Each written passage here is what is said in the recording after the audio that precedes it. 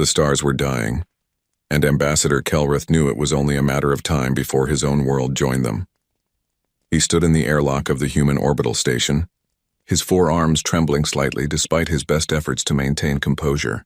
His scaled skin, normally a proud shade of deep blue, had faded to a sickly gray over the past months. The weight of his mission pressed down on him like a collapsing star.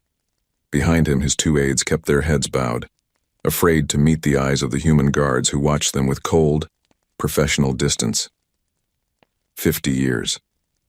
It had been 50 years since the Zorvathi Confederation had any meaningful contact with humanity.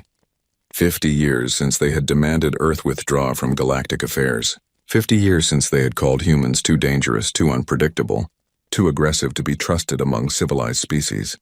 Now here he was, crawling back to beg for their help. The inner airlock door hissed open and a human woman stepped through. She wore a dark blue uniform with silver insignia that Kelrith had studied during his journey. Admiral Sarah Chen, Earth Defense Coordinator. Her black hair was streaked with gray, and a long scar ran down the left side of her face, disappearing beneath her collar. Her eyes were hard as stone. "Ambassador Kelrith," she said, her voice flat and emotionless. "Welcome to Sentinel Station. I'm told you have an urgent matter to discuss."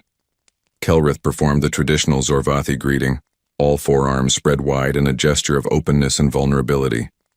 "Admiral Chen, thank you for agreeing to see me. I know our peoples have not spoken in many years." 50 years, 3 months, and 17 days, Chen said without missing a beat, since the Confederation Council declared humanity a Category 4 threat species and demanded we cease all military operations beyond the Sol system. She paused, her expression unchanging. But who's counting? The bitterness in her words stung, but Kelrith had expected it. He deserved it. They all did. "Admiral, I come because we have nowhere else to turn. The Void Ravagers have broken through our final defensive line at the Korath Nebula. 3 of our core worlds have already fallen. We estimate we have less than 6 months before your civilization is extinct," Chen finished. She gestured for them to follow her down the corridor. "Yes, we've been monitoring the situation. We monitor everything, Ambassador. Just because you kicked us out of your club doesn't mean we stopped paying attention." They walked through the station, and Kelrith couldn't help but notice how different it felt from Zorvathi ships. Everything was efficient, minimal, purposeful. No decorative panels, no artwork, no comfort features. Just clean metal corridors and crew members who moved with military precision. It reminded him of a weapon more than a station. Chen led them to a conference room where a large holographic display dominated the center. She activated it with a wave of her hand, and Kelrith's heart sank as he saw the tactical map. Red markers showed Void Ravager movements, spreading across Zorvathi space like a plague. Blue markers indicated Confederation forces, far too few, retreating on every front. "We know what you're facing," Chen said, studying the display. "The Void Ravagers appeared in the Andromeda sector 7 years ago. They've consumed 14 star systems completely. They don't negotiate, they don't communicate, they just consume. Every fleet sent against them has been destroyed or assimilated." "Yes," Kelrith whispered. "We've tried everything." The Zentari sent their war swarms. The Kavron deployed their planet-killer dreadnoughts. The Helios Collective used their quantum disruption bombs. Nothing works. The Ravagers adapt, they evolve, they overcome. "We're losing, Admiral. We're dying." Chen turned to face him fully. "And the other species? The ones who voted with you to isolate humanity? Where are they now?" Kelrith's skin flushed darker with shame. The Zentari were the first to fall. Their hive worlds are silent now. The Kavron hierarchy scattered. We don't know where most of their ships fled to. The Helios Collective sealed their borders and refused to answer our calls. The others... He made a gesture of helplessness with his upper arms. "The others are trying to save themselves. There is no unity anymore. No confederation. Just scattered survivors waiting to die." "So you come to the species you called savage," Chen said. "The species you said was too violent to be trusted. The species you forced into isolation because you were afraid of us." She leaned forward, her scarred face intense. "Why should we help you, Ambassador?" "Give me one good reason." Kelrith met her eyes, his 3-lidded gaze steady despite his fear. "Because despite everything we said, despite how we treated you, humans are better than we are. Because you have always fought to protect the weak, even when they didn't deserve it. Because deep down, we always knew that if the galaxy truly faced extinction, Humanity would be our last hope. He paused. We were wrong to fear you. But we were right about one thing. You are the most dangerous species in known space. And right now we need that danger on our side. The room fell silent. Chen stared at him for a long moment, her expression unreadable. Then she tapped a control on her wrist and the holographic display changed. It now showed Earth and the Sol system, with various military installations marked in green. The Confederation Council made their position very clear 50 years ago, Chen said quietly. They didn't just ask us to stand down. They threatened us. They said if humanity didn't withdraw, they would consider it an act of war. Do you remember what happened next, Ambassador? Kelrith nodded slowly. The first contact incident. A pirate fleet attacked one of your colony transports. You sent a single cruiser to respond. Not just any cruiser, Chen corrected. The Resolution. Standard military vessel, nothing special, except for its crew. She pulled up a file showing images of a destroyed pirate armada. The Resolution found 63 pirate ships. Heavy cruisers, destroyers, fighter wings. By the time your Confederation observers arrived, there were no pirates left. Just debris. The Resolution hadn't called for backup. Hadn't needed it. I remember the report, Kelrith said softly. Your single ship destroyed an entire fleet. The pirates tried to surrender, but your captain refused. He hunted them down one by one. The observers said it was the most efficient and brutal combat operation they had ever witnessed. Captain Rodriguez, Chen said, a hint of pride in her voice. He followed his orders perfectly. Protect human assets. Neutralize threats. He did both. But your people didn't see a hero defending his colony. They saw a monster. They saw what humanity could do when pushed, and it terrified them. She walked around the holographic display, her boots clicking on the metal floor. So they gave us an ultimatum. Stand down or face the combined might of the Confederation. We had a choice. Fight a war against the entire galaxy or step back and let you handle your own problems. She smiled, but it didn't reach her eyes. We chose to step back. We withdrew to our own space. We stayed quiet, and you all thought you'd put the dangerous humans in their cage. Kelrith felt a chill run down his spine. There was something in Chen's tone, something that suggested the story didn't end there. But humans don't like cages, do we, Admiral? He asked carefully. No, Chen agreed. We don't. So while you all congratulated yourselves on containing the threat, while you built your fleets and formed your alliances and felt safe again, we were busy. Very busy. She tapped another control, and the display zoomed out to show markers scattered throughout human space. Deep space stations, research facilities, construction yards, all marked with a single symbol that made Kelrith's blood run cold. A ghost ship, barely visible against stars. What is that symbol? He asked, though part of him already knew. You've heard the stories, haven't you? Chen asked. Human children tell them. Spacers whisper about them in bars. Even some of your own people have picked up the tales over the years. She looked at him directly. The ghost fleet, ships that sleep between stars. Weapons that wait in the dark. An armada that exists in myth and nightmare. Those are just stories, Kelrith said, but his voice lacked conviction. Are they? Chen smiled coldly. Let me tell you what really happened 50 years ago, Ambassador. We didn't accept your demands because we were afraid. We accepted them because they gave us exactly what we needed. An excuse to disappear from your radar. An excuse to build without oversight. An excuse to develop technologies that would make the Confederation's treaties and restrictions completely irrelevant. She pulled up another file, showing ship designs unlike anything Kelrith had ever seen. They were massive, angular, covered in armor that seemed to absorb light rather than reflect it. Weapon systems that looked more like organic growths than manufactured components. Drives that bent space in ways that made his eyes hurt to look at. We spent 50 years preparing for a war we knew was coming, Chen said. We studied every conflict in galactic history. We learned from your mistakes. We combined technologies that your treaties forbade. We created artificial intelligence that thinks faster than biological minds. We built weapons that operate on principles your scientists say are impossible. She paused. And we did it all in secret while you thought we were safely contained.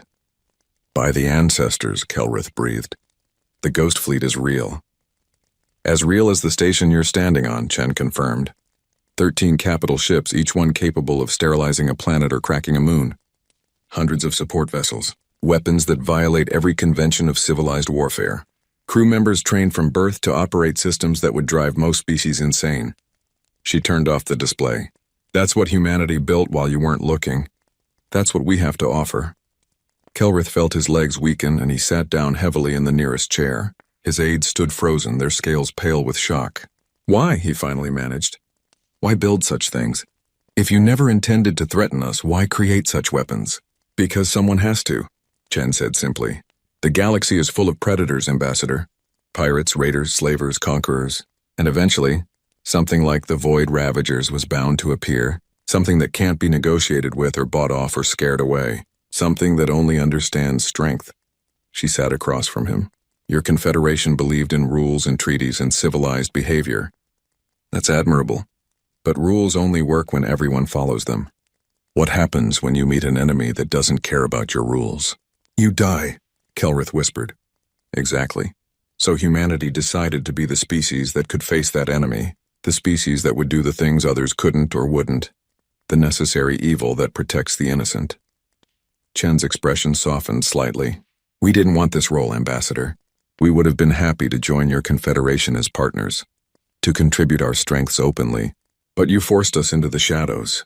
So we embraced those shadows. We became the monster under the bed, the nightmare that keeps other nightmares at bay. Kelrith sat in silence for a long moment, processing everything he'd learned. Finally, he looked up at Chen. Will you help us? We'll help, Chen said. But understand something, Ambassador. Once we deploy the Ghost Fleet, there's no going back.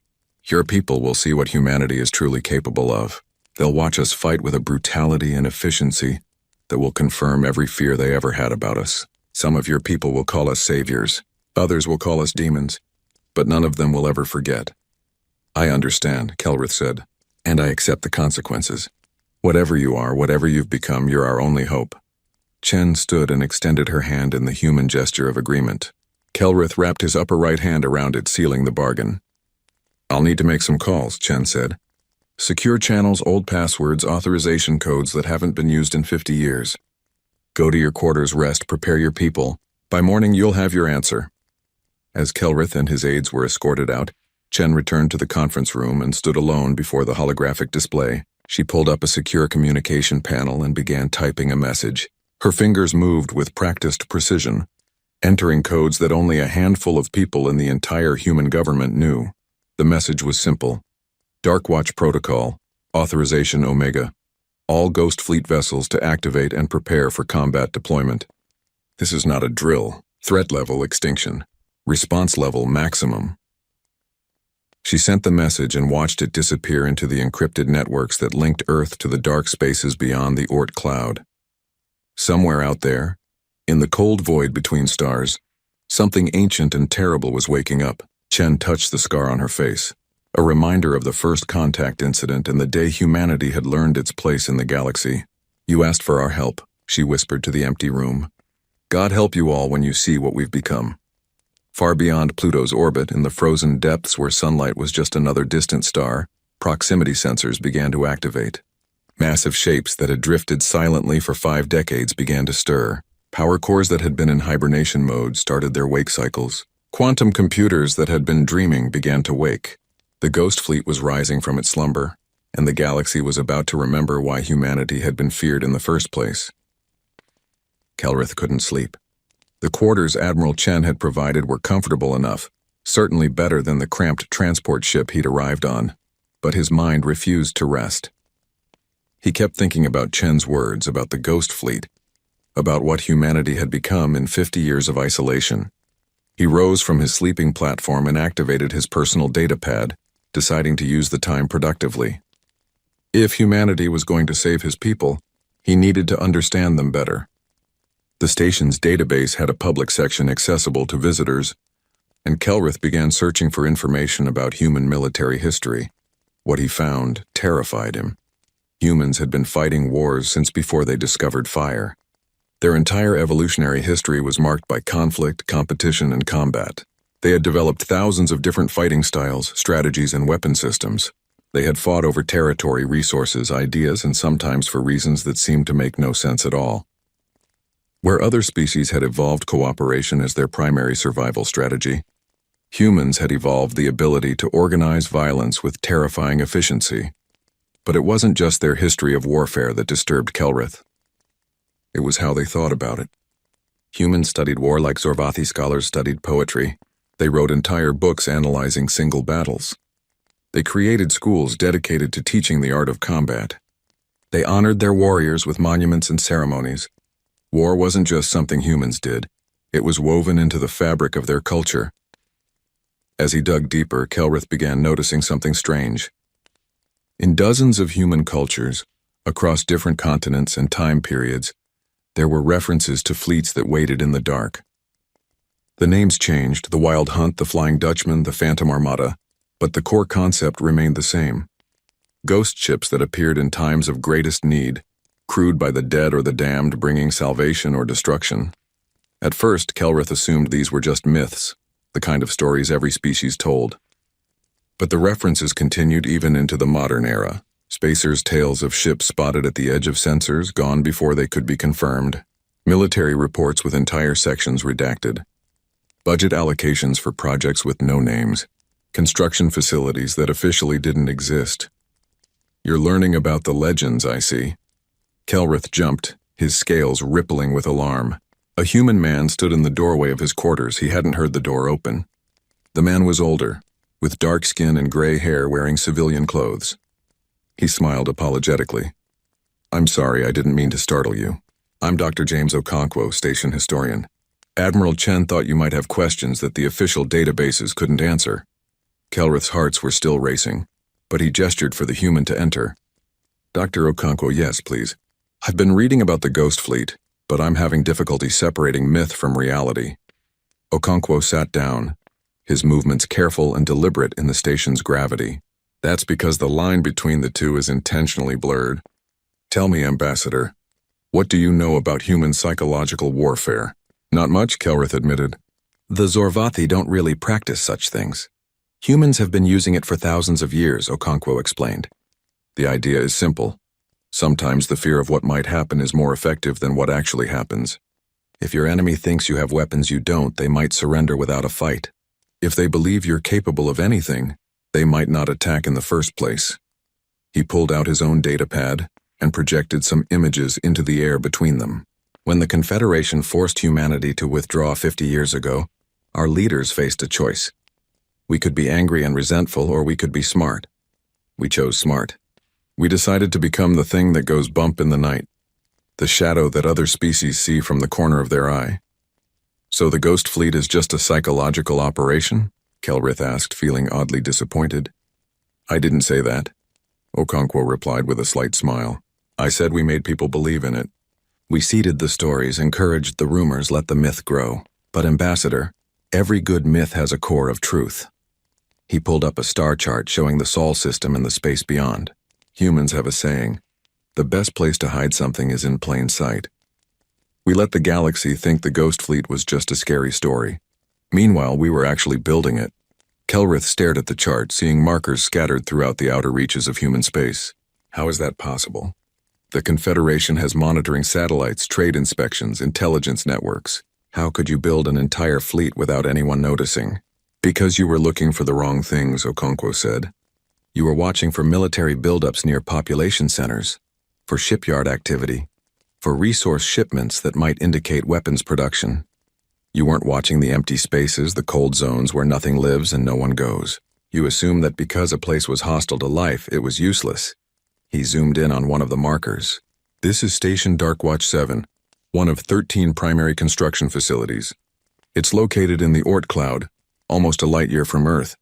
The temperature is barely above absolute zero. There's no breathable atmosphere, no natural resources. Nothing but ice and rock and darkness. Why would anyone build there? Because no one would look, Kelrith realized. Exactly. We built in the places where your sensors couldn't reach, where your ships never traveled, where the very environment would kill anyone who tried to investigate. We used automated construction drones that could work for years without supervision. We developed new manufacturing techniques that didn't need the massive supply chains that would have triggered your economic monitoring. We were patient, methodical, and above all, secret. Okonkwo switched to another image, this one showing a ship under construction. It was massive, easily 3 times the size of the largest Zorvathi dreadnought, with a design that looked more organic than mechanical. This is the Ragnarok, one of the 13 capital ships of the Ghost Fleet. Took 12 years to build, another 3 years to test, and 5 years to train its crew. 20 years of work for a single vessel, all done in complete secrecy. What kind of weapons does it carry? Kelrith asked, unable to hide his fascination. That's classified, Okonkwo said, but I can tell you that it uses technologies your Confederation treaties explicitly ban. Weapons that manipulate time, that fold space that operate on quantum principles most species haven't even theorized about. The Ragnarok isn't just a ship. It's a mobile weapons research platform, constantly evolving and adapting its systems. Kelrith felt a chill despite the comfortable temperature of the room. Dr. Okonkwo, I need to ask you something honestly. Are humans building these weapons to protect others or to conquer them? The historian's expression grew serious. That's the question, isn't it? The question that made your Confederation so afraid of us in the first place. He leaned forward. Ambassador, let me tell you a story. 200 years ago, before we had faster-than-light travel, before we met other species, humans nearly destroyed themselves. We had nuclear weapons, biological weapons, chemical weapons, all the tools we needed to make Earth uninhabitable, and we came very close to using them. What stopped you? Fear, Okonkwo said simply. We realized that the weapons we'd built were too powerful, too dangerous. We understood that having the ability to destroy everything meant we had to be absolutely certain we never would. It's called mutually assured destruction. The idea that if everyone has the power to kill everyone else, no one will start the fight because they know they'll die too. He stood and walked to the window looking out at the stars. When we met the Confederation, we hoped we could leave that fear behind. We thought we'd found a community of species who had moved beyond such primitive concerns. But then the first contact incident happened and we realized something. The galaxy isn't any more civilized than Earth was. There are still predators out there. Still species willing to use violence to get what they want. The only difference is scale. So you built the Ghost Fleet as a deterrent, Kelrith said. Not just as a deterrent, Okonkwo corrected. As a final option. As the thing we use when everything else has failed. Yes, the ships are terrifying. Yes, they violate every principle of civilized warfare. But they exist for one purpose only. To face enemies that can't be stopped any other way. He turned back to Kelrith. The Void Ravagers are exactly that kind of enemy. You can't negotiate with them. You can't scare them away.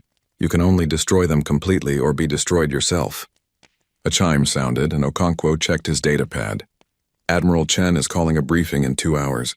You should prepare yourself, Ambassador. The Ghost Fleet is coming out of the dark, and once you see it, you'll understand why humans keep it hidden. After Okonkwo left, Kelrith tried to rest, but sleep still wouldn't come. Instead, he found himself watching the station's news feeds, seeing how human civilians were reacting to the news that their military was being activated for the first time in 50 years. The reactions were mixed. Some humans seemed excited, proud that their species was finally being called upon to help. Others were afraid, worried about what revealing the Ghost Fleet would mean for Earth's future.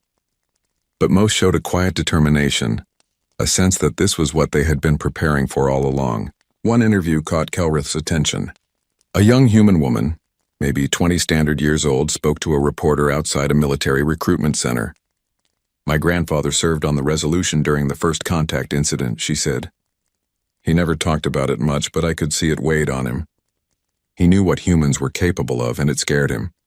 But he also told me that someone has to be willing to do the terrible things, to make the hard choices so that others don't have to.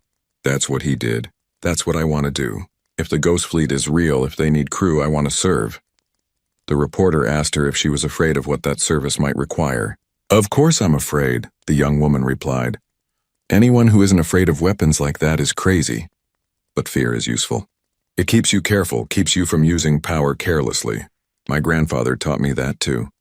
The day you stop being afraid of your own weapons is the day you become the monster you're supposed to be fighting. Kelrith turned off the feed, those words echoing in his mind. Humans understood their own nature in a way few other species did. They knew they were dangerous, and rather than deny it or apologize for it, they had learned to channel it, control it, use it for purpose. The briefing room was crowded when Kelrith arrived 2 hours later.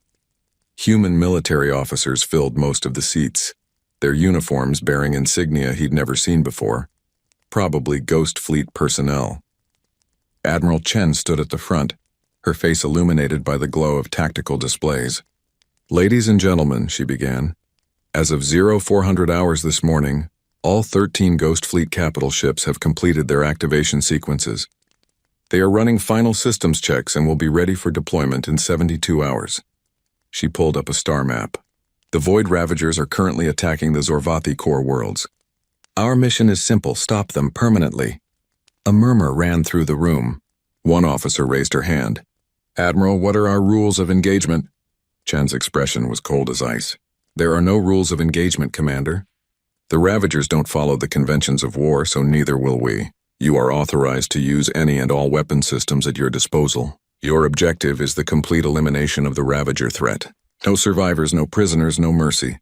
Another officer spoke up. "What about collateral damage? The Zorvathi have civilian populations in the combat zone. Minimize civilian casualties where possible," Chen replied. "But mission success is the priority. The Ravagers have already killed billions. If we have to sacrifice millions to save trillions, that's a trade we'll make." She paused. "I know that sounds harsh, but this is what the Ghost Fleet was built for. We're not peacekeepers.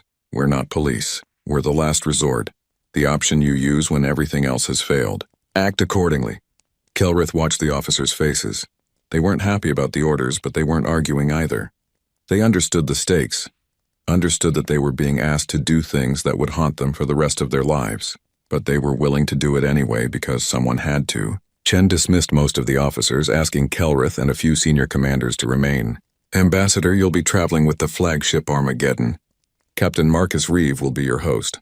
He's one of our best, and he'll make sure you understand exactly what you've asked us to unleash." "When do we depart?" Kelrith asked. "Tomorrow morning, station time. The fleet will rendezvous at Darkwatch Prime.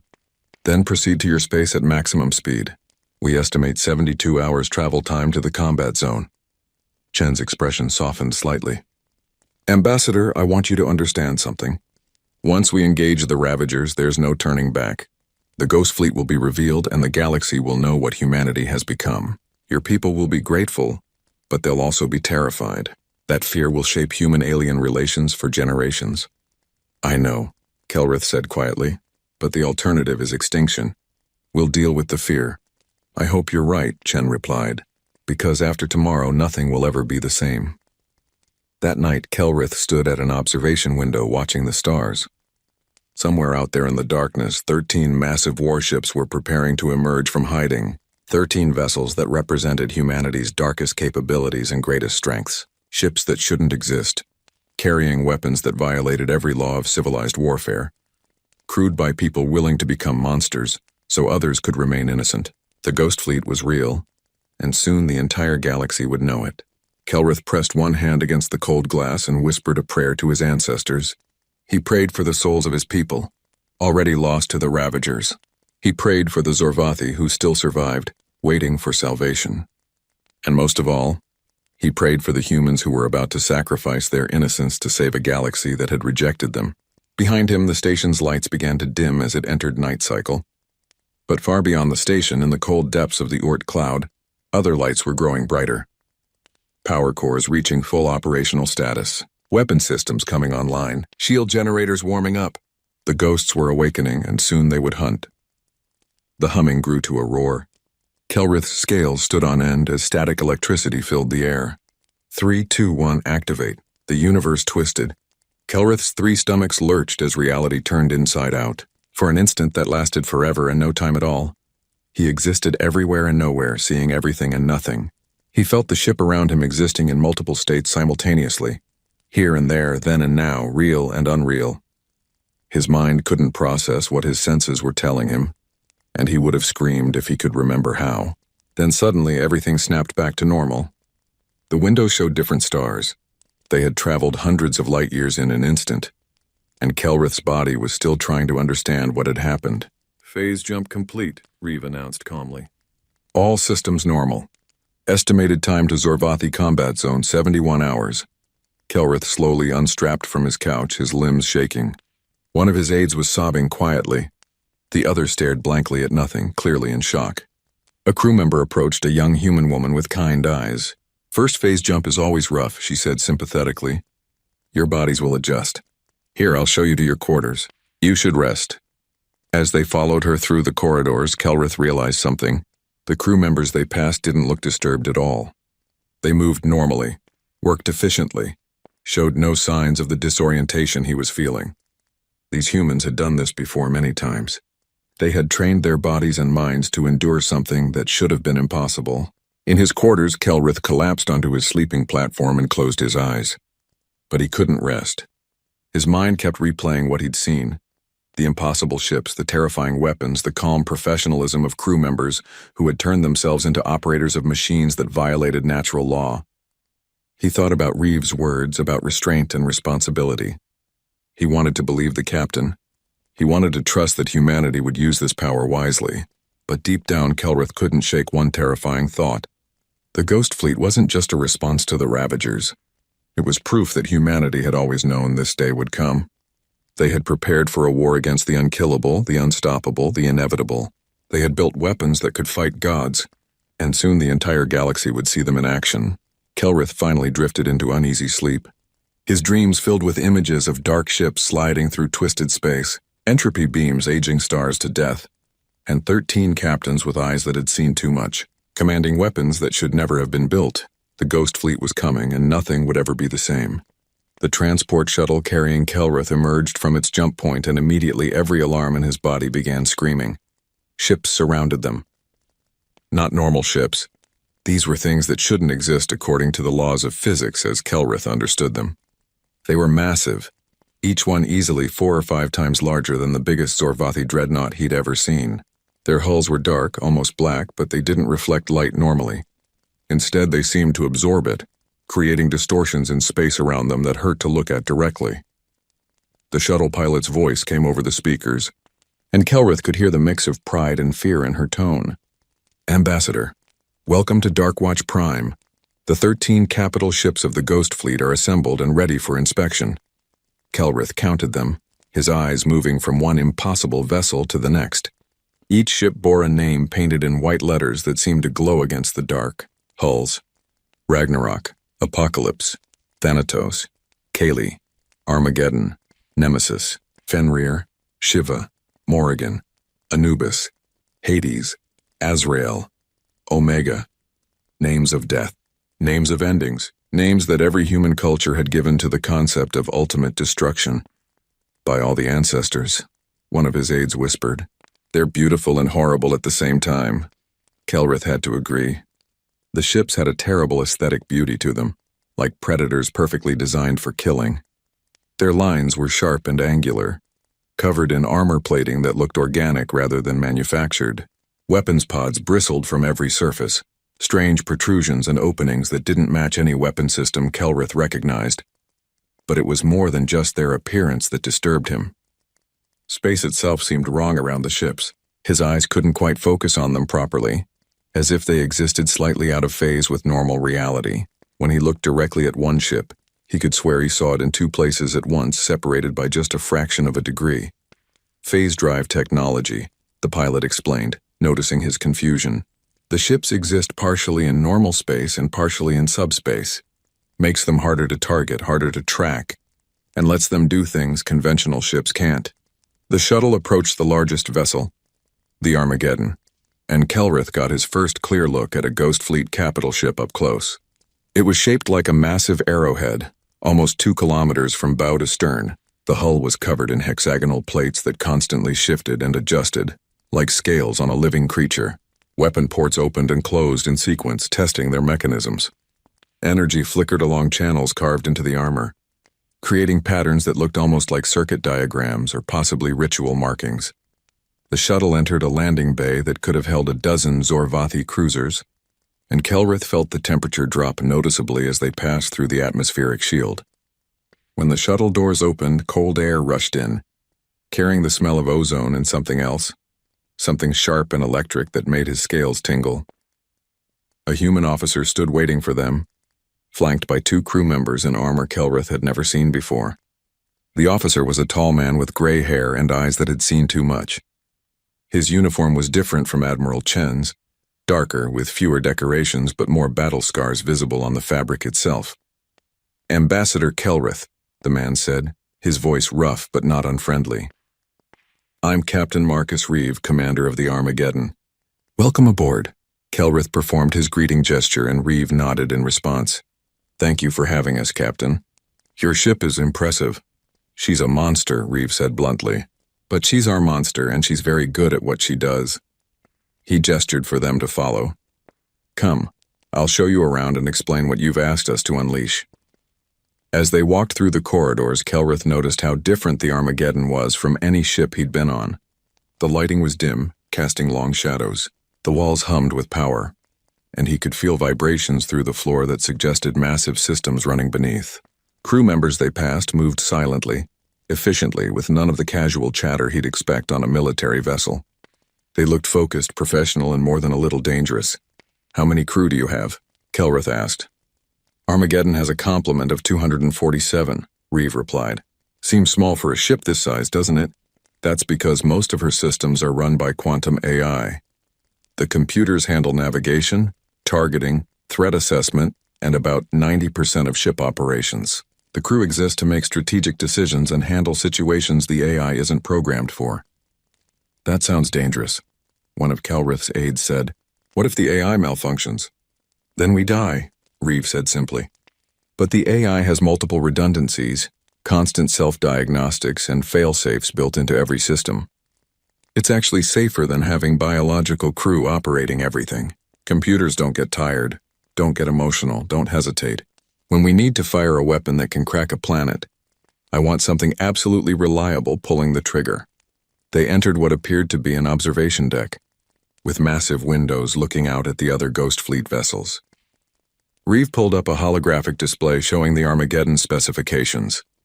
Let me explain what this ship can do, Reeve said. Standard propulsion is quantum phase drive, which lets us exist partially outside normal space. Maximum speed is classified, but I can tell you we can cross from Earth to your homeworld in under 72 hours. For reference, that's a journey that takes your fastest ships 2 weeks. Kelrith's eyes widened. That kind of speed shouldn't be possible without tearing the ship apart, Reeve continued. Primary weapons are entropy cannons. They fire concentrated beams that accelerate time around the target. A ship hit by an entropy cannon doesn't explode, it ages. Metal corrodes, systems fail, crew members turn to dust in seconds. We can adjust the intensity from a few years to a few millennia. That's horrifying, Kelrith breathed. Yes, Reeve agreed without apology. Secondary weapons include quantum disruption missiles that cause matter to forget it's supposed to stay together, gravitic shear cannons that create artificial black holes, and neural scramblers that overload the nervous systems of any biological crew. We also carry conventional weapons, railguns, plasma torpedoes, fusion bombs, but honestly, those are mostly for show. He pulled up another display showing the ship's defensive systems. Shields are null-field generators. They don't block incoming fire, they make the incoming fire forget it was ever fired. Projectiles simply stop existing. Energy beams dissipate into nothing. Even exotic attacks like temporal weapons or dimension-shifting munitions get erased before they reach the hull. How is that possible? Kelrith asked. You can't just make physics stop working. We're not making physics stop working, Reeve explained. We're exploiting a quirk in quantum mechanics. At the smallest level, particles exist in probability states until they're observed. The null field manipulates those probabilities, making it extremely unlikely that any attack successfully reaches us. It's not perfect, sometimes things get through, but it's effective enough. He switched to showing crew quarters and life support systems. The ship can operate independently for up to 5 years without resupply. We have manufacturing facilities on board that can create replacement parts, ammunition, even food if necessary. The AI can handle repairs automatically. In theory, we could fly to another galaxy and back without ever returning to Earth. Captain Reeve, Kelrith said carefully, I need to ask you something. These weapons, these systems, they're designed to fight enemies that are nearly invincible, but they could also be used against peaceful species. How do I know humanity won't turn these ships against us once the Ravagers are defeated? Reeve was quiet for a moment, staring out at the other Ghost Fleet vessels. When he spoke, his voice was thoughtful. That's the right question to ask, Ambassador. The truth is, you can't know for certain. We have these weapons now and will always have them. The knowledge of how to build them can't be unlearned. He turned to face Kelrith directly, but I can tell you this. Every person serving on these ships volunteered knowing what they were signing up for. We've been trained not just in how to use these weapons, but in when to use them. We understand the responsibility we carry. He gestured to the crew members working at nearby stations. These people aren't psychopaths or warmongers. They're professionals who understand that sometimes, to protect innocent life, you need to be willing to do terrible things. But that doesn't mean we want to do them. Every weapon system on this ship has multiple authorization requirements. I can't fire the entropy cannons on my own. I need confirmation from Earth Command and approval from at least 2 other senior officers. The AI is programmed to refuse illegal orders. We've built safeguards into every system, but safeguards can fail, Kelrith pointed out. Yes, they can, Reeve admitted. And if they do, if humanity ever misuses these weapons, then your fears will be justified. But Ambassador, consider this. We've had these ships for decades. We could have used them to conquer, to intimidate, to establish dominance over the entire galaxy. Instead, we kept them hidden. We used them to protect human space only. We never even threatened anyone with them. He paused. That restraint is your best evidence that we're not the monsters you fear. A comm signal interrupted them.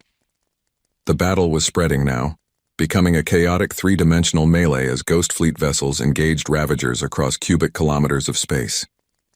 The Thanatos was using some kind of directed energy weapon that made Ravager ships simply stop functioning, their organic systems shutting down as if falling asleep.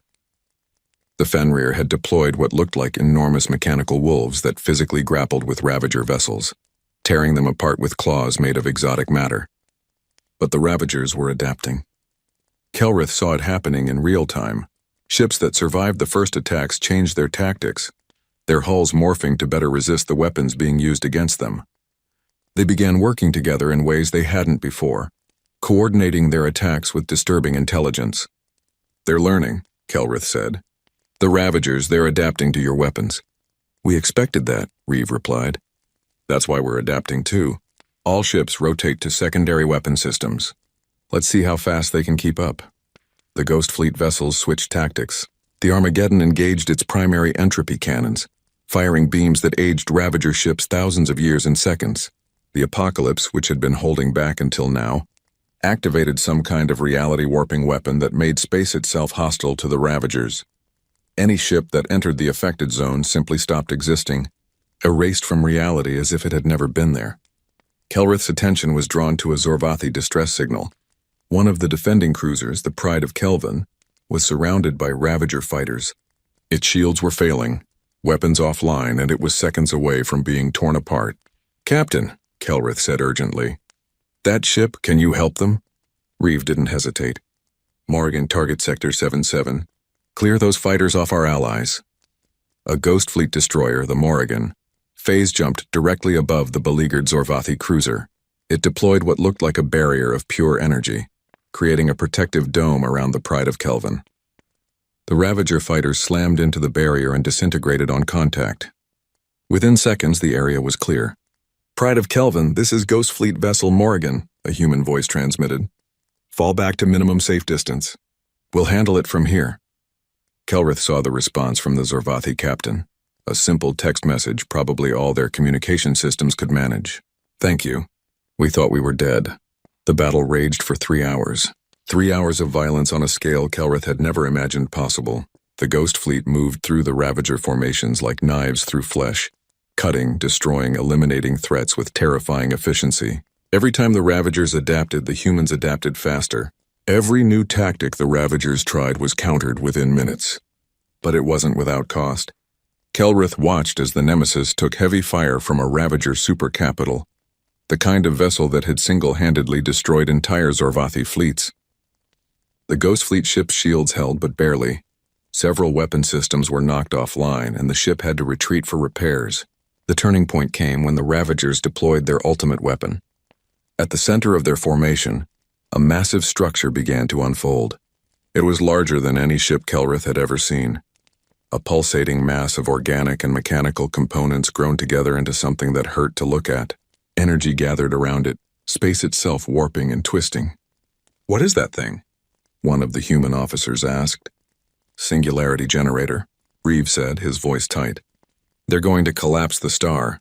If they succeed, the entire system will be destroyed, including Vorzan Prime and the 12 billion civilians on it. Kelrith felt his blood turn to ice. How long do we have? The readings are unclear, an officer replied, her fingers flying over her console. The energy buildup is irregular, but based on similar technology, maybe 30 minutes. Maybe less. Can we destroy it? Kelrith asked desperately. Not before it fires, Reeve said. The thing is shielded by half the Ravager fleet. We'd need to fight through hundreds of ships to reach it, and we don't have time. He stared at the tactical display, his jaw clenched. Unless what? Kelrith pressed. Reeve looked up, and Kelrith saw something he hadn't seen before in the captain's eyes. Fear. We have one option. The Apocalypse carries a weapon we've never field-tested. It's designed to counter reality-warping threats, but the theory is untested, and the power requirements are extreme. It might work. It might destroy us all. We don't know. What's the weapon called? Kelrith asked, though he dreaded the answer. The Genesis Breaker, Reeve replied quietly. It resets matter to its pre-atomic state, literally unmakes anything in its path, reducing it to the quantum foam that existed before the Big Bang. If we fire it at the singularity generator, it should unmake the generator before it can finish forming the black hole. He paused. But the weapon creates a massive energy feedback. The Apocalypse won't survive firing it, neither will her crew. The bridge was silent. Every human officer was looking at Reeve, waiting for his decision. It was a death sentence for 3,000 people aboard the Apocalypse, and everyone knew it. Kelrith stepped forward. Captain, you can't ask your people to... I'm not asking, Reeve interrupted. He activated the fleet channel. Apocalypse, this is Armageddon Actual. We need the Genesis Breaker on that singularity generator. Authorization Omega 77. Are you ready to proceed? There was a pause, then a woman's voice came back.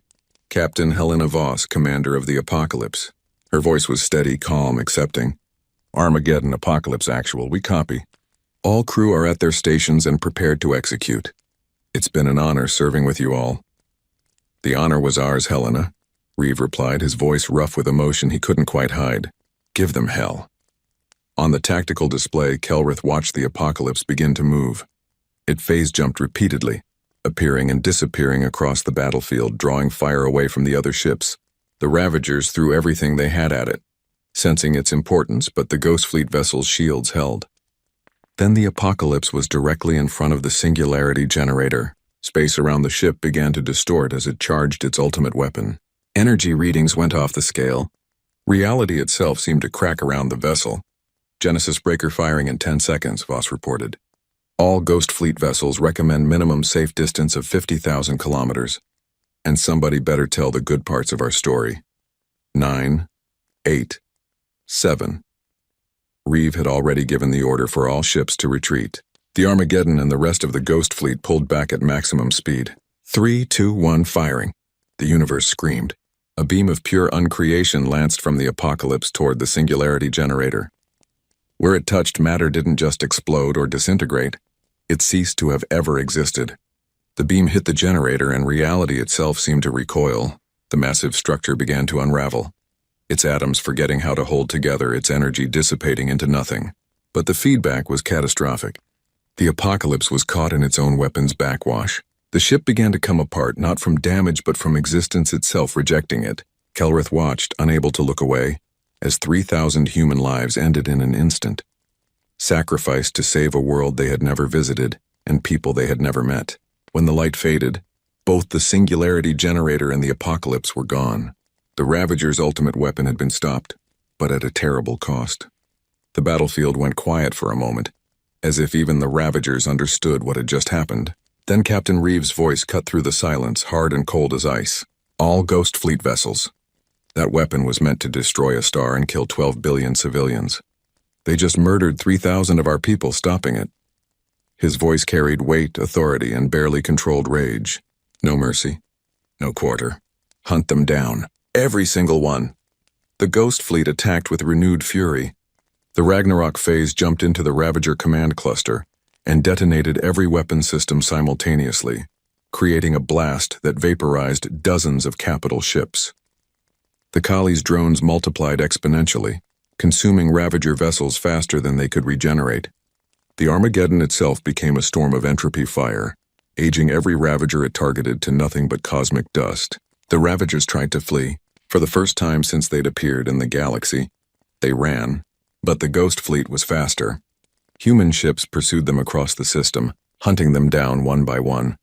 There would be no escape, no survivors, no chance for the Ravagers to ever threaten anyone again. Kelrith watched it all from the Armageddon's bridge, witnessing humanity's true nature. They weren't just warriors. They were apex predators who had evolved to hunt threats to extinction. And right now, covered in the blood of their own, they were the most dangerous force in the galaxy. The Vorzon system was dying. From his position on the Armageddon's bridge, Kelrith watched the tactical displays with growing horror. What had once been a thriving star system with 7 planets and 12 billion Zorvathi citizens was now a graveyard. 4 of the planets showed no life signs at all, just dead rocks stripped of their atmospheres and oceans. 2 more were in the process of being consumed, their surfaces crawling with the organic growths that marked Void Ravager occupation. Only Vorzon Prime remained intact, protected by the last remnants of the Zorvathi defense fleet. 23 warships, battered and desperate, orbited the planet in a defensive formation. They were all that stood between 12 billion civilians and certain death. And surrounding them, blocking out the stars, was the Ravager fleet. Kelrith had seen the Ravagers before, in intelligence reports and long-range scans. But seeing them in person was different. They weren't ships in any traditional sense, they were living things, grown rather than built. Each vessel was a mass of dark organic material, all curves and protrusions that pulsed with sickly bioluminescence. They ranged in size from small fighters barely larger than a person to massive dreadnoughts that dwarfed even the Ghost Fleet capital ships. The worst part was how they moved. Normal ships had engines, thrust vectors, predictable trajectories. Ravagers moved like sea creatures, flowing through space with impossible grace. They didn't follow the laws of physics, they seemed to rewrite them as they went. Ravager fleet composition, one of the bridge officers reported, his voice professionally calm, despite what they were seeing. Approximately 200 capital vessels, 800 cruiser class, several thousand smaller craft. Total biomass estimate suggests they've consumed at least 3 planetary ecosystems to reach this size. Captain Reeves stood at the command station, his face illuminated by tactical displays. He studied the formation carefully, his expression unreadable. Time to Zorvathi fleet collapse? 3 hours, maybe less, another officer replied. They're low on ammunition, their shields are failing, and they've lost 40% of their point defense systems. The Ravagers are just wearing them down. Kelrith watched a Zorvathi cruiser on the display suddenly bloom with light as its power core overloaded. 1,500 crew gone in an instant. His heart ached, but there was no time for grief. Not yet, Captain, he said quietly. My people are dying. Please tell me you can help them. Reeve turned to face him, and Kelrith saw something in the human's eyes. Not excitement or eagerness for battle, but a cold, professional determination. We can help them, Ambassador. But you need to understand what's about to happen. Ghost Fleet doesn't fight like your people do. We don't have honor codes or rules of engagement. We don't offer surrender terms or take prisoners. When we engage, we're going to kill everything in our path until the threat is eliminated. He paused. Some of your people might be disturbed by what they see. They'll be alive to be disturbed, Kelrith replied. That's all that matters. Reeve nodded and turned back to his crew. All stations battle status. Weapons free. Shields to maximum. All ships prepare for combat deployment. He activated the fleet-wide channel. Ghost Fleet, this is Armageddon Actual. We have Ravager forces engaged with friendly units. Mission parameters are simple. Total elimination of hostile bioforms. Authorization code Omega-77. Execute. Throughout the fleet, weapon systems that had been dormant for decades came fully online. Entropy cannons charged with enough power to age entire ships to dust. Quantum missiles armed themselves, ready to unravel the bonds holding matter together. Gravitic weapons spun up, preparing to tear holes in space itself. Kelrith watched as the 13 Ghost Fleet vessels began to spread out, forming a formation that looked almost organic itself. They moved with the same impossible grace as the Ravagers, sliding through space in ways that made his eyes hurt. Phase drives to combat mode. Reeve ordered. Let's show them what real predators look like. The Armageddon seemed to shimmer, and suddenly Kelrith was seeing double. The ship existed in two places at once, separated by a few kilometers, both versions perfectly solid and real. The other Ghost Fleet vessels did the same, creating a maze of overlapping positions that would make targeting them nearly impossible. Entering weapons range in 30 seconds, an officer reported. Ravagers are detecting us. They're redirecting forces. On the tactical display, Kelrith watched as hundreds of Ravager vessels broke away from the Zorvathi fleet and oriented toward the Ghost Fleet. They moved quickly, their organic hulls rippling with preparation for combat. They're fast, Reeve observed. Good, so are we. All ships weapons free, fire at will. The Ragnarok struck first. The massive Ghost Fleet vessel shimmered and suddenly appeared in the middle of a Ravager formation, having phase-jumped directly into their midst. Before the Ravagers could react, the Ragnarok opened fire with every weapon it had. Entropy beams lanced out, striking a dozen Ravager capital ships simultaneously. Kelrith watched in horrified fascination as the organic vessels began to rot, their hulls decaying and fast forward. In seconds, ships that had been alive and thriving became ancient, crumbling husks that broke apart into dust. The Ravagers counterattacked, launching waves of biological projectiles and energy beams. They struck the Ragnarok shields and simply ceased to exist, erased by the null field generators before they could make contact. Kaylee, you're clear, Reeve called out. Deploy swarm systems. Another Ghost Fleet vessel, the Kali, released clouds of small objects that at first looked like debris. But as Kelrith watched, the objects began to move with purpose. They were drones, thousands of them, each one barely larger than a human fist. They spread out like a swarm of insects, moving in coordinated patterns that suggested hive intelligence. The drones reached a cluster of Ravager cruisers and attached themselves to the organic hulls. For a moment, nothing happened. Then the Ravager ships began to tear themselves apart from the inside. The drones were eating through the biomatter, consuming it and replicating themselves in the process. Within minutes, each infected ship had spawned thousands more drones, which immediately moved on to new targets. Self-replicating weapons, Kelrith whispered. You created self-replicating weapons. With strict time limits and shutdown codes, Reeve replied, not taking his eyes off the tactical display. The drones will deactivate automatically in 6 hours or immediately, if we transmit the termination signal. We're not stupid enough to create something we can't control. The last Ravager ship died 3 hours after the apocalypse fell. It was a small vessel, barely the size of a Zorvathi frigate, and it had tried to hide in the debris field of a destroyed moon. The Armageddon found it anyway. There was no dramatic battle, no final stand. Captain Reeve simply ordered the entropy cannons to fire, and the ship aged to dust in seconds. No survivors, no mercy, just as he had promised. Kelrith stood at the bridge window looking out at what remained of the Vorzan system. The space where the battle had raged was now a graveyard of organic matter and twisted metal. Pieces of Ravager ships floated everywhere, slowly breaking apart. Here and there, wreckage from Zorvathi vessels drifted among the alien remains. Reminders that this victory had cost both sides dearly, most painfully. There was an empty space where the apocalypse should have been. Just empty void, marked only by a navigation buoy the Ghost Fleet had placed there. 3,000 human lives gone in a flash of light, sacrificing themselves for a world they had never called home. Scan complete, a bridge officer reported, her voice hoarse from hours of constant communication. No remaining Ravager signatures detected in the system. All hostiles eliminated, Reeve nodded slowly. He looked exhausted, his face pale and lined. Kelrith realized the captain probably hadn't slept in over 40 hours. Confirm with Ragnarok and Thanatos. I want a triple check on those scans. If even one Ravager cell survives, it could regenerate the entire fleet given enough time. Already confirmed, sir, another officer replied. All Ghost Fleet vessels show negative on biosignatures. The Kali deployed sensor drones throughout the system. Everything is dead. Good, Reeve said quietly. He activated the fleet-wide channel.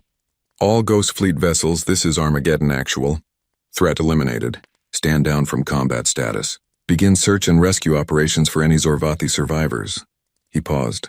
And prepare memorial protocols for the apocalypse. We'll honor our dead properly. Kelrith approached the captain carefully.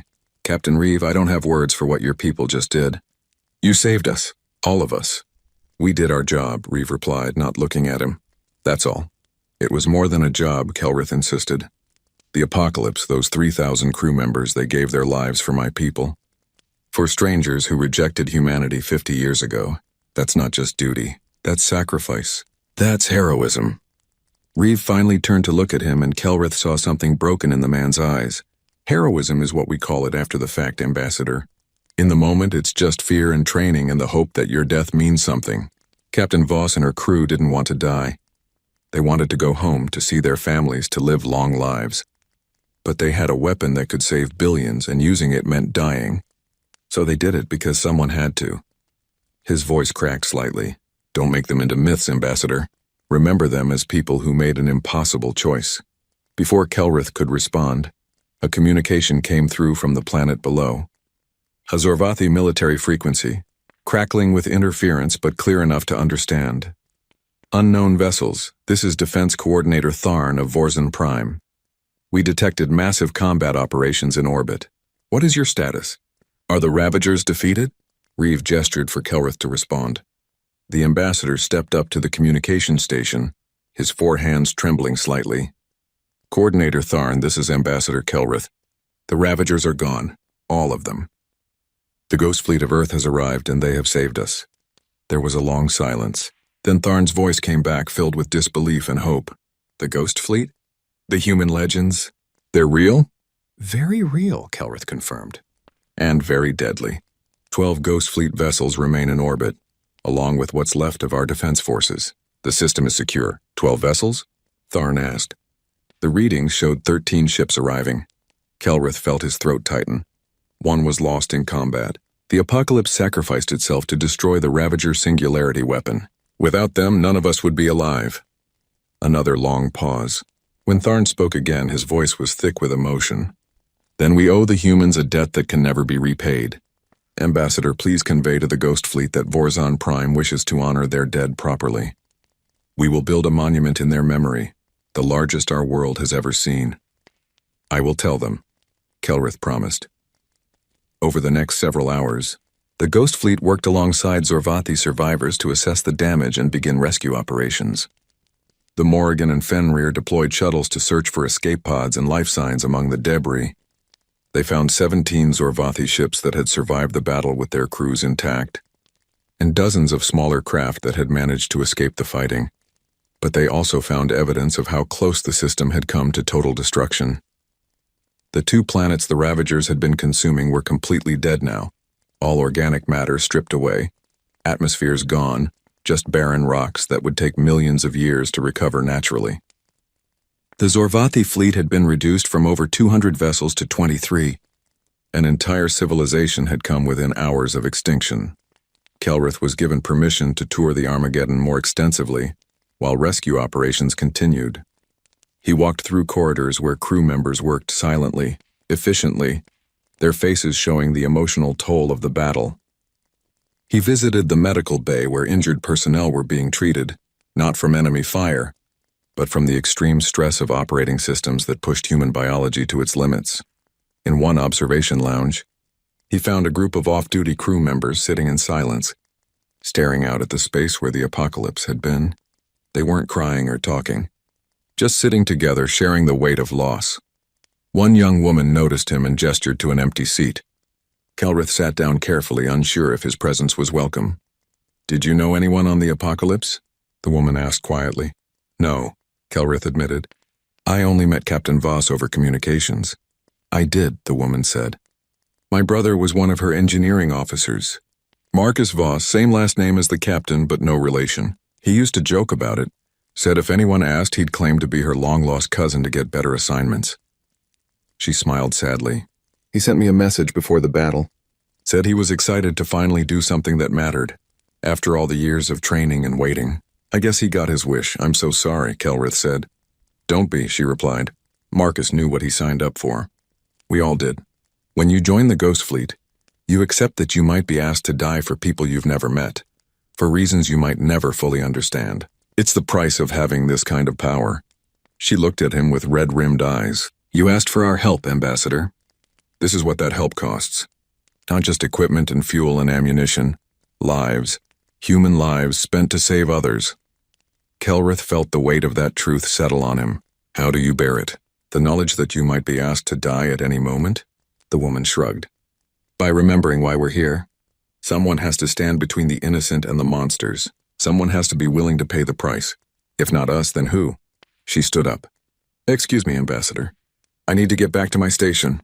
As she left, Kelrith sat alone with his thoughts. He understood now in a way he hadn't before what the Ghost Fleet really was. It wasn't just weapons and ships and advanced technology. It was a group of people who had chosen to carry a terrible burden so others wouldn't have to.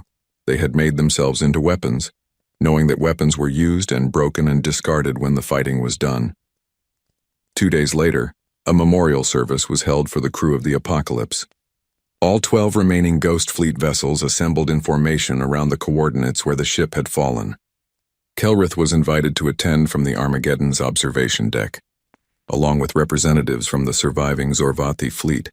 Captain Reeves stood at the front of the observation deck, his dress uniform pristine, his face composed but his eyes showing the grief he couldn't quite hide. Behind him, the crew of the Armageddon stood at attention, and throughout the fleet, Kelrith knew thousands of other crew members were doing the same. We gather here to honor the fallen, Reeves began, his voice carrying through the speakers to every ship in the fleet. 3,047 souls who gave their lives so that others might live. They knew the cost. They paid it willingly. And we will never forget them. He read the names. All 3,047 of them. It took over an hour, but no one moved, no one spoke. Every name was honored, every life acknowledged. Kelrith listened to the litany of the dead and felt tears running down his scaled face. These were humans who had died for his people, and he would remember every name for the rest of his life. When the last name was read, Reeve nodded to his weapons officer. Fire the salute. The 12 Ghost Fleet vessels fired their weapons simultaneously, not at any target but straight up into the void. 12 beams of pure energy, visible for light seconds in every direction, a declaration to the universe that these deaths mattered, that these lives had meaning. Then they launched the memorial beacon. It was a simple device, really. A quantum transmitter that would broadcast the names of the fallen for the next 10,000 years, ensuring that anyone who passed through this system would know what happened here and who paid the price. This time, Reeves said quietly, we chose protection this time, but Ambassador, humanity is still evolving, still changing. We can't guarantee that in 100 years or 1,000 years, some future generation won't decide to use the Ghost Fleet for conquest instead of protection. That's the risk you take by knowing we exist. Then we'll have to trust that the same values that made you risk everything to save us will guide your children and grandchildren, Kelrith replied. It's not a perfect solution, but it's better than the alternative. Reeves smiled slightly. You're wiser than most, Ambassador. I hope your people listen to you. He extended his hand in the human gesture of farewell. Take care of yourself, and if you need us again, you know how to call. Kelrith gripped the captain's hand firmly. I pray to all my ancestors that we never need to call, but I'm grateful beyond words that you'll be there if we do. He was escorted to a shuttle that would take him down to Vorzon Prime. As he left, he took one last look at the Armageddon, at the dark, angular vessel that had appeared from nowhere and changed everything. Then the shuttle descended, carrying him back to a world that had been saved by ghosts. On Vorzon Prime, Kelrith spent the next months helping coordinate relief efforts and writing his report. As promised, he told the truth about the Ghost Fleet's power, about the Apocalypse's sacrifice, about Captain Reeves' words of warning. He wrote about weapons that shouldn't exist and people who wielded them with terrible responsibility. The response from what remained of the Confederation was predictable. Some species hailed humanity as saviors and called for them to be welcomed back into galactic society. Others were terrified and argued for even stricter isolation. A few suggested preemptive strikes against Earth while they still could, though those voices were quickly silenced by the reminder of what had happened to the Ravagers. In the end, the Confederation settled on a compromise. Humanity would not be isolated, but neither would they be fully welcomed. Trade would be permitted, diplomatic relations established, but with restrictions and monitoring. The Ghost Fleet would be acknowledged but never officially recognized. Earth could have allies, but not full membership in the Confederation. It was a half measure that satisfied no one but prevented outright conflict. Kelrith was appointed as the official Zorvathi liaison to Earth, a position that required him to travel back to Sol System regularly. On one such visit 6 months after the Battle of Vorzan, he requested a meeting with Admiral Chen. They met in her office on Sentinel Station, the same place where this had all begun. Chen looked older now, the stress of revealing humanity's secret weapon having taken its toll, but her eyes were still sharp, still alert. "Ambassador," she greeted him. "I've read your reports. You've been honest about what you saw." "I promised I would be," Kelrith replied. "Admiral, I need to ask you something. Was it worth it? Revealing the Ghost Fleet, losing the apocalypse, changing humanity's relationship with the galaxy forever?" Chen was quiet for a long moment, staring at the star map on her wall. 12 billion Zorvathi civilians are alive because of what we did, she finally said. 3,000 humans died to make that possible. From a pure numbers standpoint, the math is simple, but that's not really what you're asking, is it? "No," Kelrith admitted. "I'm asking if humanity can live with what they've shown the galaxy. If you can live with being feared as much as you're respected." "We already lived with that," Chen replied. "The first contact incident made us feared. The 50 years of isolation made us mysterious. All we did was confirm what everyone already suspected, that humans are dangerous when cornered and effective when unleashed." She turned to face him. "Can we live with it? We don't have a choice. The Ghost Fleet exists. The knowledge of how to build such weapons exists. We can't unlearn it or unmake it. So yes, we'll live with being feared. We'll live with being the species others call when they're desperate. We'll live with the burden of being the galaxy's last resort. And if someday someone decides humanity is too dangerous to be allowed to exist," Kelrith asked. Chen smiled coldly. "Then they'll learn why we built 13 ships instead of just one. The apocalypse is gone, but 12 others remain. And Ambassador, between you and me, those 12 ships are already building replacement vessels. We'll never be at less than full strength again. The Ghost Fleet is permanent now. The galaxy will just have to decide whether we're guardians or threats." "For what it's worth," Kelrith said, "I believe you're guardians. Scary, brutal, overwhelming guardians, but guardians nonetheless." "I hope you're right," Chen replied, "because if we ever become the threat instead of the solution, there won't be anyone strong enough to stop us." Kelrith left that meeting with mixed feelings. He believed in humanity's good intentions, believed that people like Chen and Reeve would use their power responsibly, but he also understood the risk, understood that power corrupted and absolute power corrupted absolutely. Years passed. The Zorvathi rebuilt their worlds, erecting monuments to the fallen human crew of the apocalypse. Other species began cautiously establishing relations with Earth, drawn by curiosity and the hope of gaining humanity as an ally, rather than an enemy. The Ghost Fleet remained hidden but known, a presence felt throughout the galaxy even when not seen. Kelrith continued his work as liaison, building bridges between humanity and the Confederation. It was slow, difficult work, but gradually the fear began to give way to understanding. Not trust, not yet, but at least understanding. On the 10th anniversary of the Battle of Vorzan, Kelrith returned to the system with a delegation of Zorvathi officials. They visited the memorial beacon, still broadcasting the names of the Apocalypse crew, still honoring the dead. The monument on Vorzan Prime had been completed, a massive structure of crystal and steel showing 13 ships rising from darkness into light, with the Apocalypse at the center, forever frozen in the moment of its sacrifice. At the dedication ceremony, Kelrith gave a speech that was broadcast throughout Zorvathi space and beyond. 10 years ago we faced extinction, he began. The Ravagers had destroyed everything in their path, and we had no answer for them. In desperation, we turned to the species we had rejected, the species we had called too dangerous to be trusted. And humanity answered our call not with anger or resentment, but with sacrifice. He gestured to the monument. 3,047 humans died here so that billions of Zorvathi could live. They used weapons that should never have been built, fought battles that will give them nightmares for the rest of their lives, and became the monsters they needed to be to stop a greater monster. That is the truth of humanity. They are capable of terrible things, but they use that capability to protect rather than to conquer. Some still fear them.